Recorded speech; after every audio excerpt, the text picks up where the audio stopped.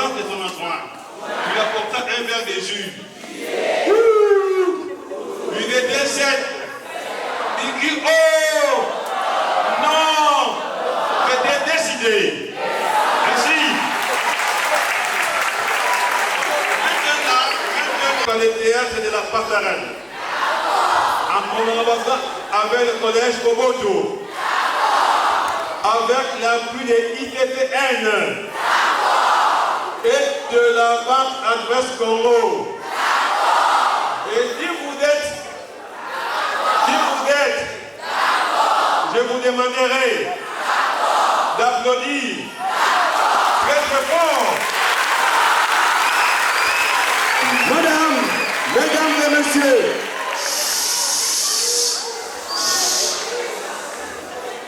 nous allons maintenant appeler le théâtre de la passerelle. Mais avant que le théâtre vienne, on doit applaudir par un doigt. On doit un doigt.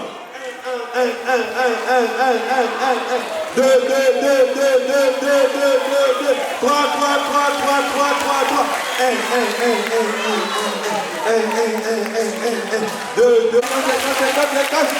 Deux. Merci.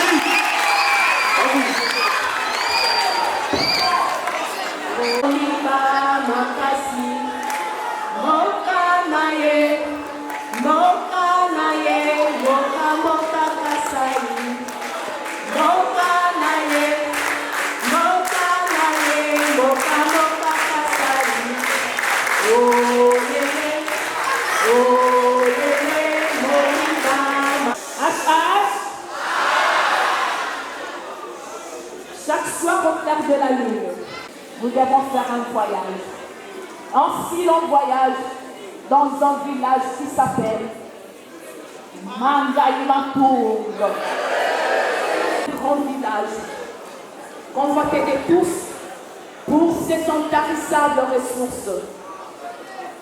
Le village était couvert d'une grande forêt où l'on y pratiquait deux activités principales, la chasse et l'agriculture. Les gens partaient à la chasse, revenaient avec des gros gibiers. Et les femmes cultivaient surtout des maniocs et des ignames qui étaient en abondance à la récolte. Chaque soir, pour se rassembler à la cour royale autour du feu, mangeaient, buvaient, chantaient et dansaient devant Matoum, roi de ce beau village. Là, c'était un moment très crucial où chaque chasseur offrait une bonne partie de la viande de brousse au roi. Car les os les plus longs des gibiers servaient à la fabrication de la natte lors de funérailles de ce dernier. C'était vraiment une grande fête. Quand la lune faisait son apparition, la fête nocturne allait jusqu'au grand matin.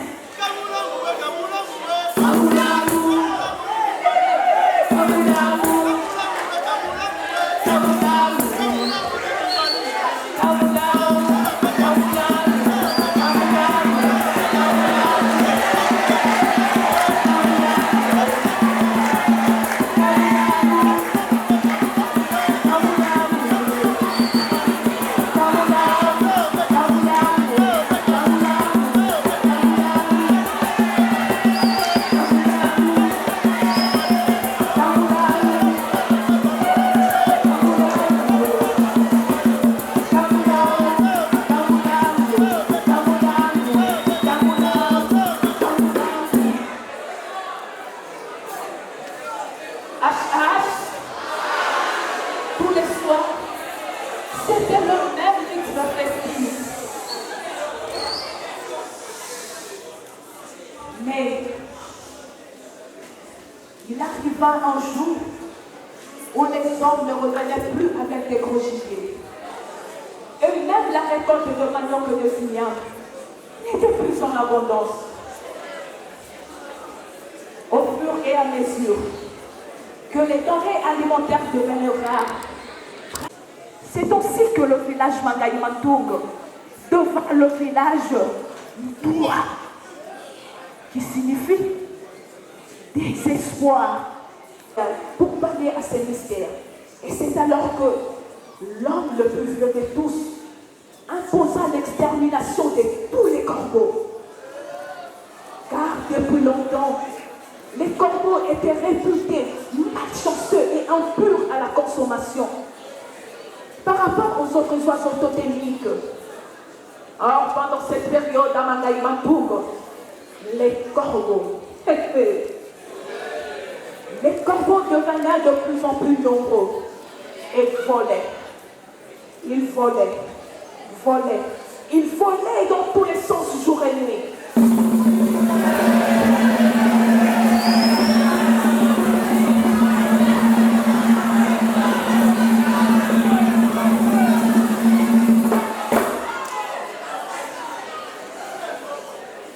Oui, tous les chasseurs du village préparèrent leurs lances empoisonnées et à la tombée de la nuit, ils se livrèrent tous à la chasse aux corbeaux.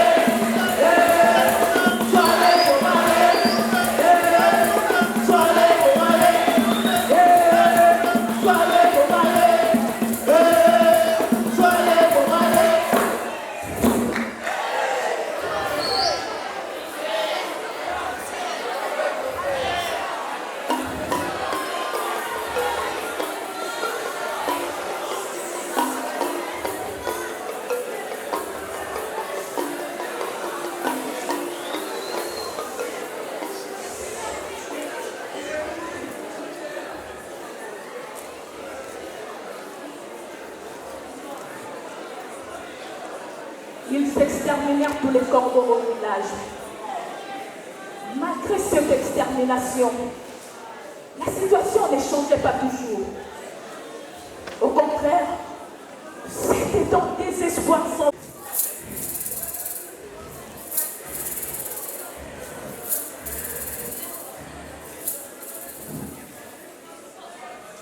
Sa Majesté, nous convoitons le même espace vital avec les humains.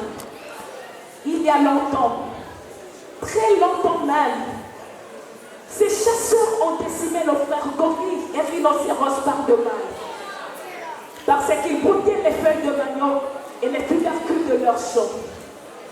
Et avec ces bûcherons qui coupent sauvagement les arbres de la forêt, lesquels émettent des gaz carboniques de trop dans l'atmosphère.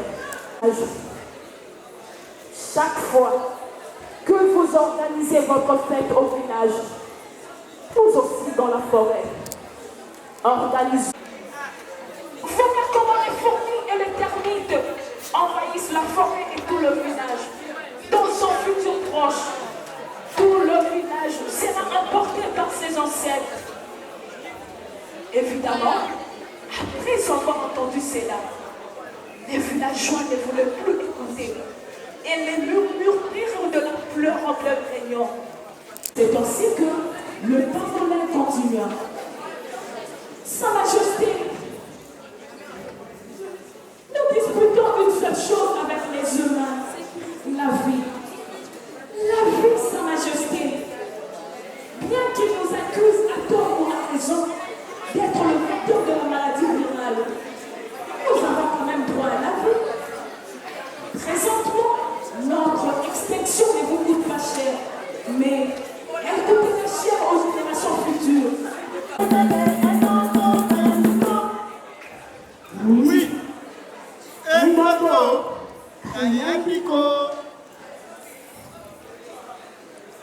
Au début des 4 premiers mois, la vie était malade.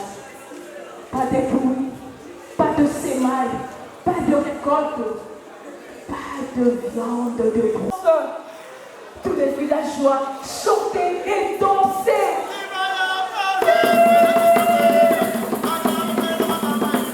Il va y avoir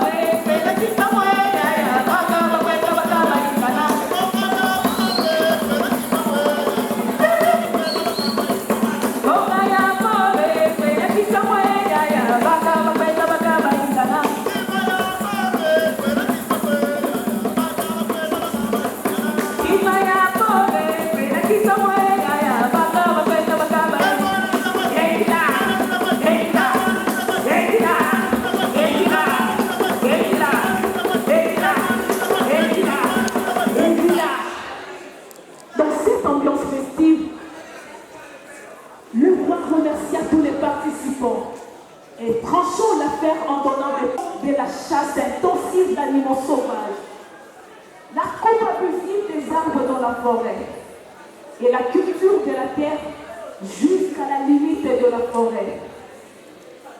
De peur de réduire l'espace vital des animaux ou de croiser ces bêtes sauvages qui envahissent les champs. Les disputes d'antan s'aggravèrent et créèrent le chaos au village.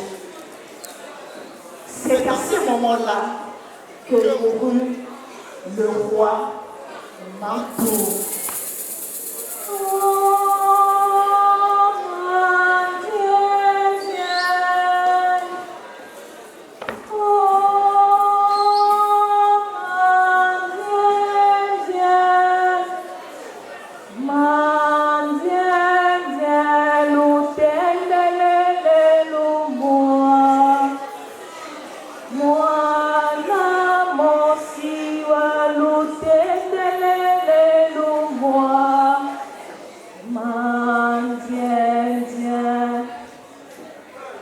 Le village fut plongé à nouveau dans un désespoir sans fin. Tous les soirs, les villageois se rassemblèrent autour des ossements de gibier, lesquels alimentèrent le feu moins vif. Le roi fut endormi pour toujours. Et finalement, 6 mois après, on enterra le roi Mantour.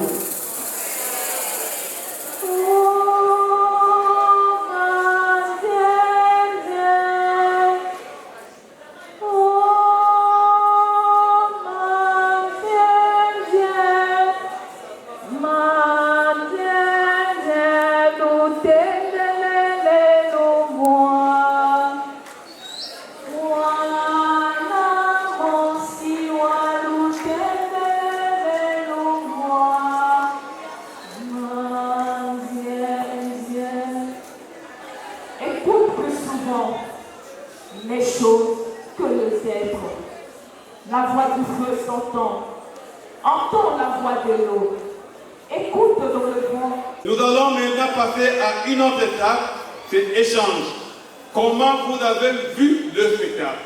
S'il y a des questions, parce que là, nous avons compris que nous parlons de l'environnement, de la biodiversité. Comment peut-on garder notre environnement? Comment peut-on vivre dans notre environnement? Aujourd'hui, quand on doit couper les arbres, et puis on dit qu'il fait très chaud. Aujourd'hui, quand on jette des poubelles dans les caniveaux, on dit qu'il y a trop de moussis. Aujourd'hui, quand on est en train de polluer nos rivières, on dit donc nous mangeons des poissons qui sont malades. Alors, s'il vous plaît, nous avons suivi le spectacle. Un très bon spectacle. Et je disais à notre ami Étienne, c'est tellement meilleur. Aujourd'hui, on voit une dame jouer ce qu'on appelle One Man Show. On peut dire, c'est quoi One Man Show? C'est un spectacle qui est joué par une seule personne. Ce n'est pas de la blague. Est-ce qu'on peut encore l'applaudir très très fort?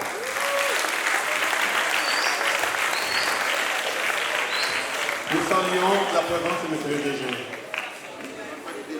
Le représentant de M. le DG, qui est le DG, qui est l'homme du DG. Merci beaucoup. Alors, maintenant, chers amis, s'il y a des questions des autorités, des personnalités qui peuvent aussi répondre aux questions des enfants, ils peuvent aussi nous rejoindre. Je voudrais savoir qu'est-ce qui avait tué le roi. Voilà. Madame. C'était la mort naturelle. Cher ami. Bonjour, je suis Moukidi de la 7e D.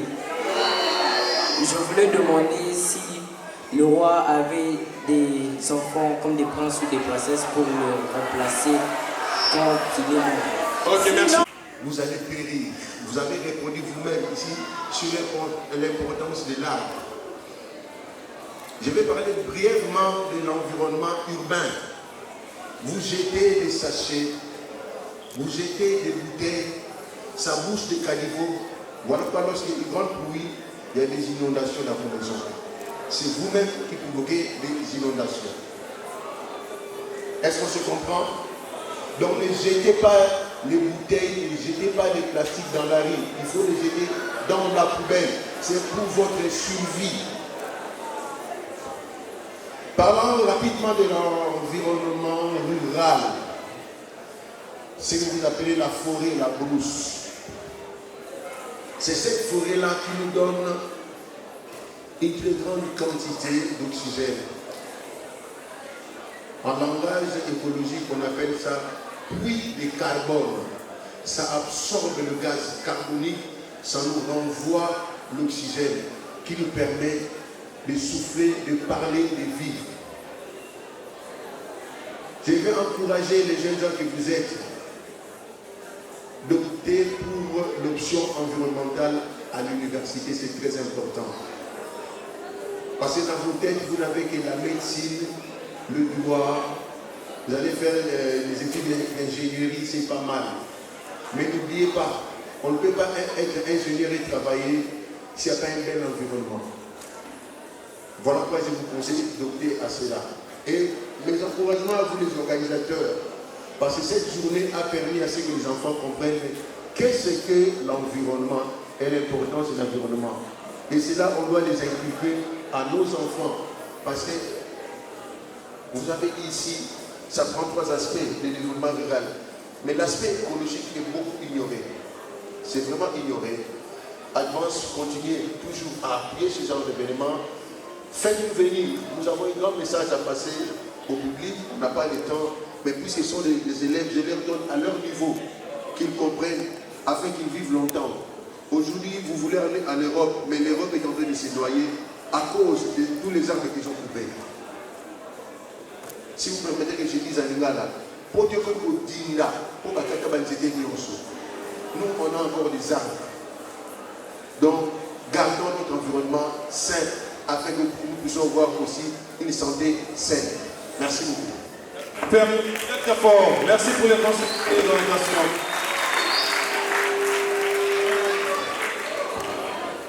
Bonjour chers amis. Alliance Congo est très honorée, vraiment très honorée d'avoir participé à ces événements. Vous savez, ce que nous devons comprendre, c'est que l'environnement, c'est le nôtre. Ce n'est pas ceux des voisins. Nous devons en prendre bien soin. J'ai vraiment aimé la dernière intervention. Il y a quelque chose d'important qu'on ne doit pas oublier, même à l'école. Avec les papiers que nous utilisons, nos cahiers, prendre bien soin de notre salle de classe, de notre cours, parce que nous devons respecter l'environnement que l'école met à notre disposition pour apprendre. Et si Alliance Congo a tenu à participer à un tel événement, c'est justement parce que Alliance Congo aussi œuvre dans cette lutte passive de la dégradation, de la biodiversité et de l'environnement. Pour ceux qui ne connaissent pas, nous sommes une microfinance. La microfinance, c'est une institution financière qui accorde des microcrédits aux entrepreneurs, aux salariés qui le souhaitent. Et même quand nous donnons des crédits aux entrepreneurs, nous expliquons qu'ils doivent avoir une activité qui respecte l'environnement pour que nous puissions les financer. Autre activité que Alliance aussi fait, toujours dans le même cadre, c'est aussi planter des arbres. Protection de l'environnement à la population, mais surtout aux enfants. En tout cas, nous vous remercions. Merci beaucoup. Merci. Je vous prie. Ok, merci. On est arrivé à la fin. On est arrivé à la fin de notre activité. Nous remercions